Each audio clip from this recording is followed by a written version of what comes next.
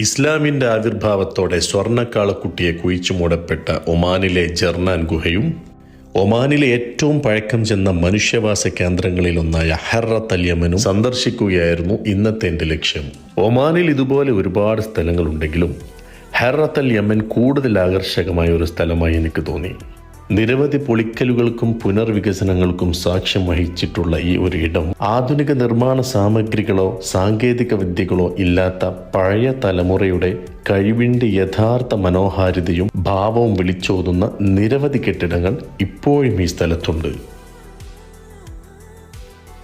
ഇവിടം സന്ദർശിക്കുന്നവർ ചില അപകട സാധ്യതകളും മുന്നിൽ കാണേണ്ടതുണ്ട്. ഉദാഹരണത്തിന് ഈ കാണുന്ന കിണർ തന്നെ.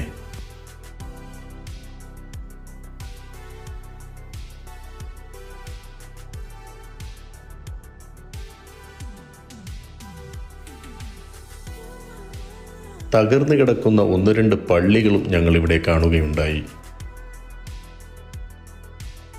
ഇതിന് തൊട്ടടുത്തുള്ള വാദിക്കരികിലാണ് ഞാൻ തുടക്കത്തിൽ സൂചിപ്പിച്ച ജർനാൻ ഗുഹ സ്ഥിതി ചെയ്യുന്നത്. ഒമാനിലെ മറ്റു ഗുഹകളുടെ അത്ര നീളമില്ലാത്ത ഈ ഒരു കേവ് പ്രസക്തമാവുന്നത് 1400 വർഷങ്ങൾക്ക് മുമ്പ് ഒമാനിൽ ഇസ്ലാം വ്യാപകമായതോടുകൂടി ഇതിനുള്ളിൽ ഒരു സ്വർണ്ണ പശുവിനെ കുഴിച്ചു മൂടപ്പെട്ടിട്ടുണ്ട് എന്നുള്ള കഥയുള്ളതിനാലാണ്. ഗുഹയിലെ ഇരുട്ടുപോലെ തന്നെ ഞങ്ങൾ തിരിച്ചു വരാൻ നേരം കാർമേഘങ്ങളും ഇരുണ്ടുകൂടിയിരുന്നു.